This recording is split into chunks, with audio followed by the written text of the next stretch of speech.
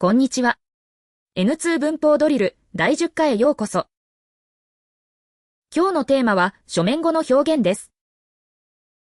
例文を聞いてください。この研究の目的は、その現象を多角的に分析することである。この研究の目的は、その現象を多角的に分析することである。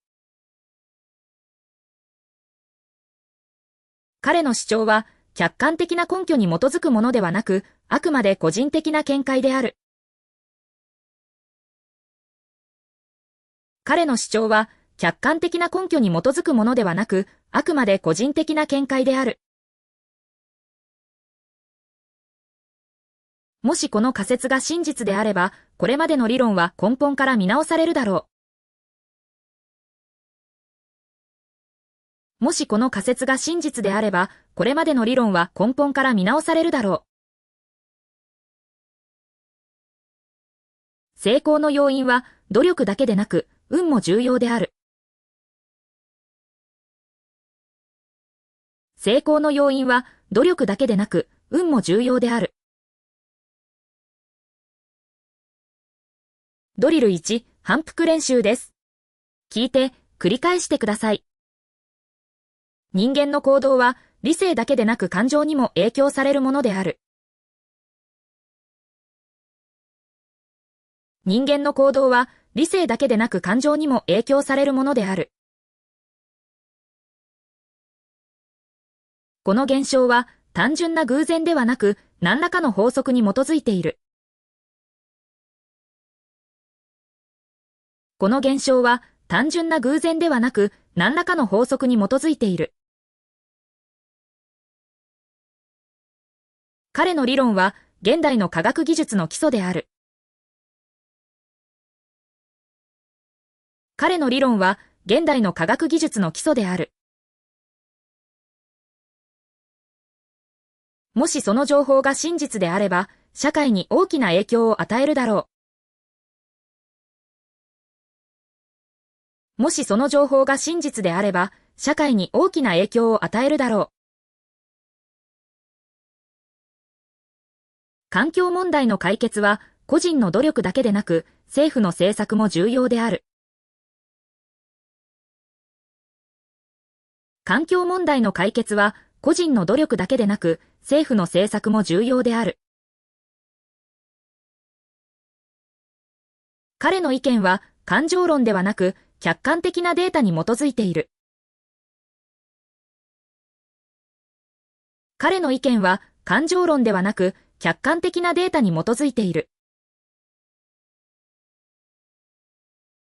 ドリル2、代入練習です。予測不可能。この現象は予測不可能ではなく必然である。単純な問題。この現象は単純な問題ではなく必然である。感情的な反応。この現象は感情的な反応ではなく必然である。一時的な流行。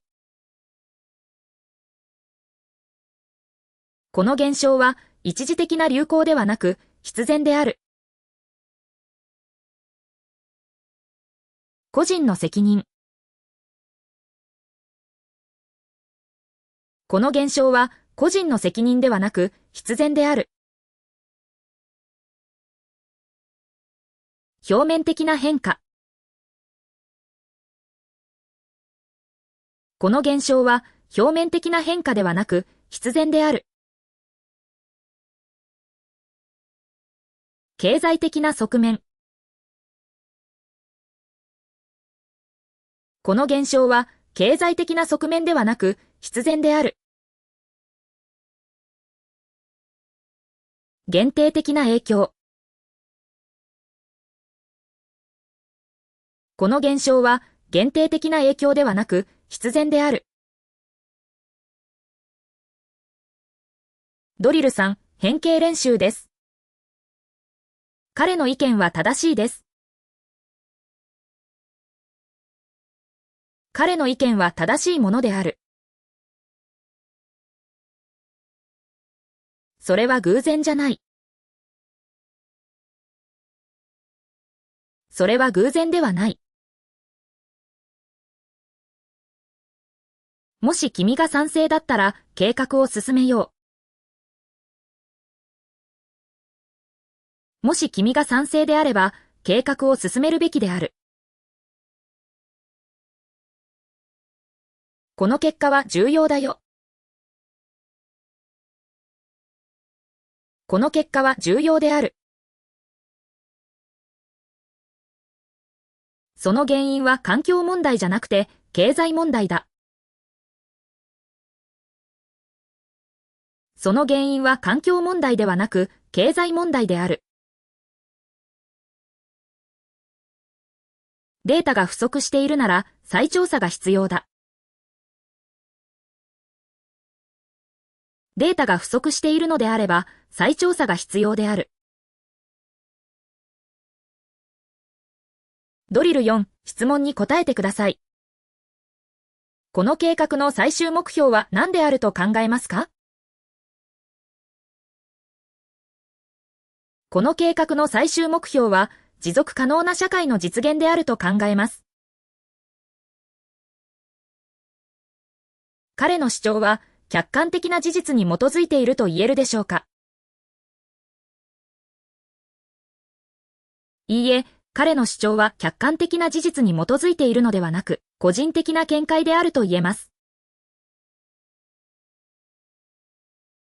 もしこの問題が解決されなければ、どのような影響が予測されますか？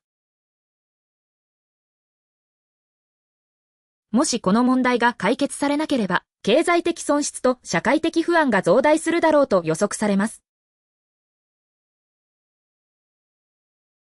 この研究の意義は何であると考えますか？この研究の意義は、未解明な現象のメカニズムを解明することであると考えます。あなたの意見は大多数の意見とは異なるものですか？はい、私の意見は大多数の意見とは異なるものである。会話練習です。田中さん、この論文の草稿、確認しました。内容は素晴らしいですが、表現が少し口語的だと感じました。ああ、そうですか。どのあたりでしょうか？例えば、です、じゃない、といった表現が散見されます。学術論文であれば、である、ではなく、とするのが適切です。なるほど。です、を、である、じゃない、を、ではない、に修正すればいいのですね。はい。また、家庭の話をする際も、だったら、ではなく、であれば、を用いるべきであると考えます。承知しました。早速、修正に取り掛かります。ありがとうございます。今日の授業はここまでです。お疲れ様でした。